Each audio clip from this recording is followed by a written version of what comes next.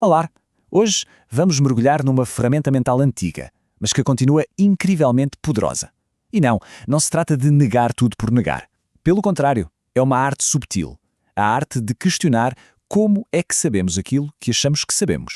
Pois é, esta pergunta parece simples, não é? Mas ela está mesmo no coração do pensamento crítico. Como é que podemos, de facto, justificar as nossas crenças mais profundas? Para a gente entender bem isto, vamos imaginar uma conversa. De um lado temos o crente, alguém que tem uma convicção forte. Do outro, o cético, que não vem para discutir ou dizer que o outro está errado, mas simplesmente pergunta: ok, mas qual é a tua justificação para isso? E é aqui que o desafio começa. O crente agora vai ter de defender uma crença que parece de senso comum, mas contra o questionamento persistente do cético.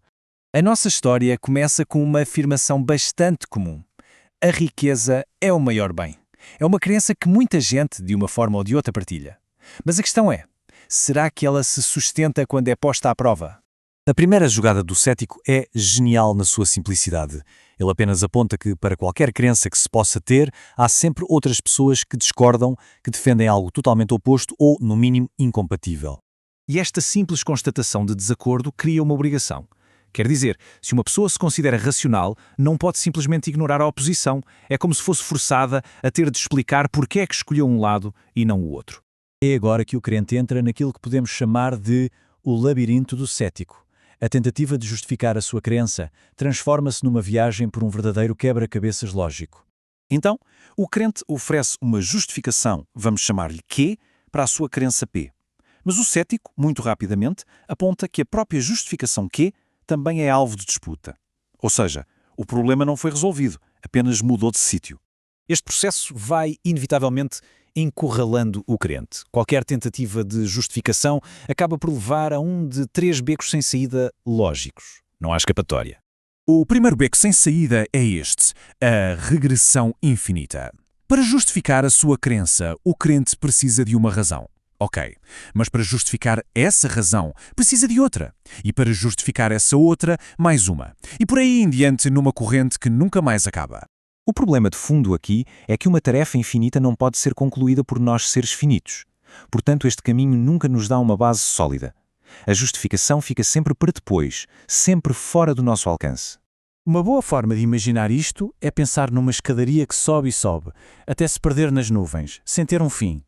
Podemos sempre subir mais um degrau, mas nunca chegamos ao topo. Nunca encontramos aquele chão firme da justificação final. Já encurralado, o crente tenta uma nova tática, a afirmação arbitrária.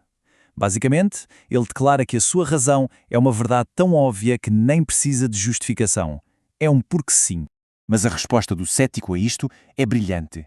Se o crente pode simplesmente declarar que algo é verdade, então o seu opositor também pode fazer exatamente o mesmo com a crença contrária. E aí ficamos num impasse sem nenhuma base racional para escolher um lado em vez do outro. Uma crença que se baseia numa afirmação arbitrária é como uma casa construída no ar.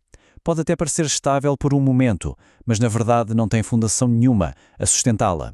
Bem, resta uma última escapatória para o crente, o raciocínio circular.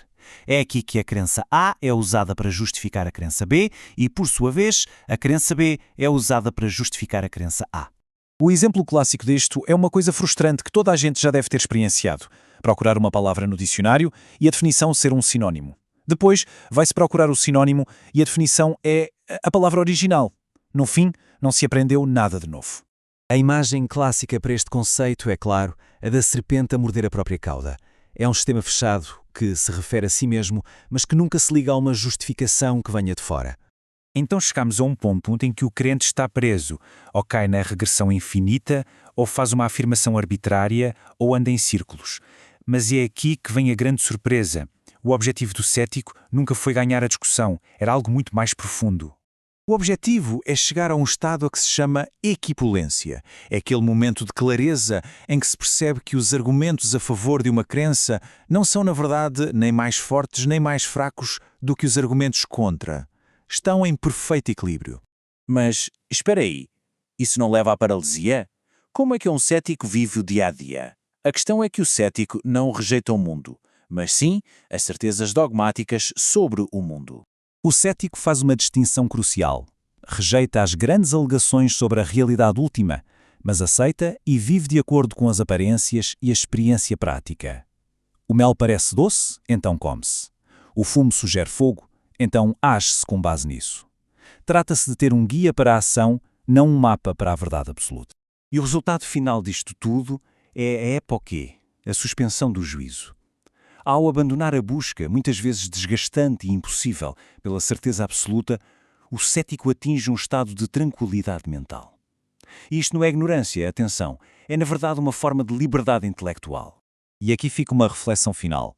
Esta análise do cético não serve para destruir as nossas crenças, mas sim para desafiar a nossa certeza sobre elas. Se a justificação perfeita é uma miragem, como é que devemos então olhar para as ideias e valores que moldam as nossas vidas? A resposta? Bom, essa fica em aberto.